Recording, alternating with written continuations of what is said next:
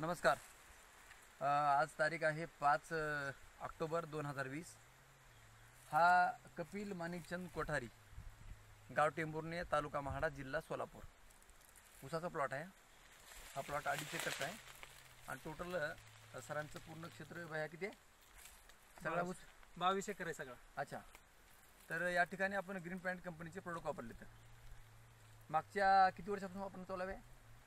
एक 10 वर्ष झाला आम्ही वापरतो. अच्छा, बर.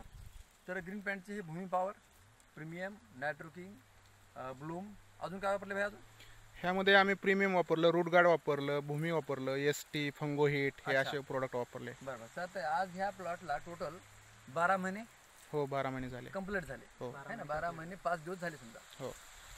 तर हे जे भूमी पॉवरचे खतं, जीवामृत, याच्याशिवाय रासायनिक किती वापरलेला? रासायनिक फार आम्ही बेसल डोसच फक्त टाकला, बाकीचं कुठलंच वापरलेलं नाही आम्ही. सुरुवातीला फक्त ऊस म्हणजे बांधताना 11 महिन्यापूर्वी. हो 11 महिन्यापूर्वी. है ना? हो. त्याच्यानंतर वापरलेलं नाही. काय कांडे वगैरे भरण्यासाठी वगैरे काय रासायनिक? नाही, काही नाही. काहीच नाही.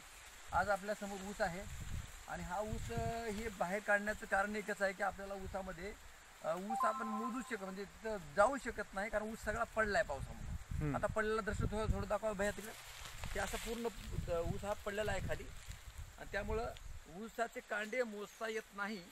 म्हणून आम्ही काय केला, ऊस बाहेर काढलेला आहे. तर थोडंसं या ग्रीन पॅन्टचे डोस, आपले टोटल डोस किती झाले भैया?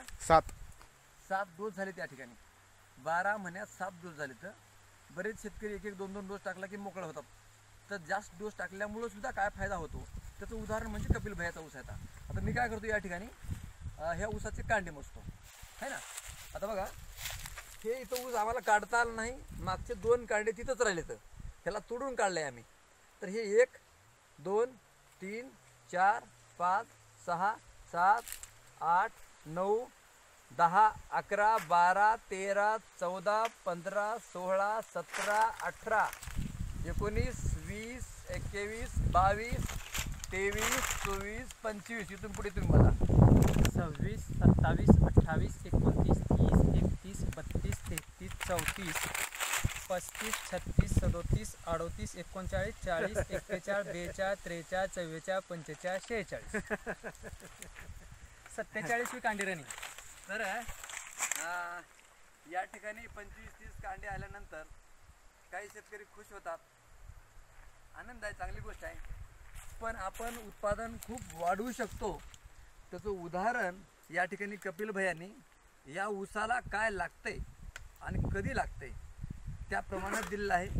मागचे 27 दिवस या ऊसामध्ये पाणी होतं आणि भैया ते पाणी असताना मग तुम्ही इथं काय टाकले का त्याला ट्रेस येऊ नये म्हणून? स्ट्रेस आउट आणि पॉवर मिल टाकलं. अच्छा, म्हणजे ह्याच्यावर ड्रीप म्हणून सोडून हो, ड्रीप मधनं आहे ना?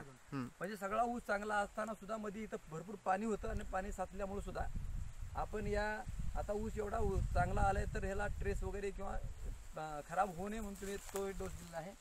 तर 5 फुटे आहे सर, सगळी सरी 5 फुटे 5 फुटे आहे. तर 5 आपल्या फुटावर अंतर आहे. हा, तर तुमचं थोडक्यात आता हे तुम्ही सगळे ट्रीटमेंट तुम्ही केलेलं आहे? हा, मी केलेलं. तुमचा अनुभव सांगा.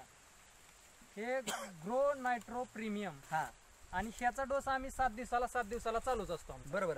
हा, ग्रो नायट्रो प्रीमियम, बरोबर. जीवामृतच्या माध्यमातून जीवामृत त्यात ह्याच्यात जीवामृत बनवताना आम्ही त्यात प्रीमियम टाकतो. छान. आणि प्रीमियम बरोबर ते ही देतो, बरोबर आहे, जीवामृत देतो त्याचा.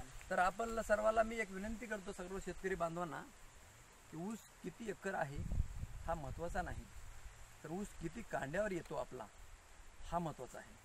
आणि त्याच्यामुळेच आपलं जिथं उत्पादन येणार ना त्या ठिकाणीच आपलं उत्पादन घटत असते, जिथून फायदा होणार आहे आपला.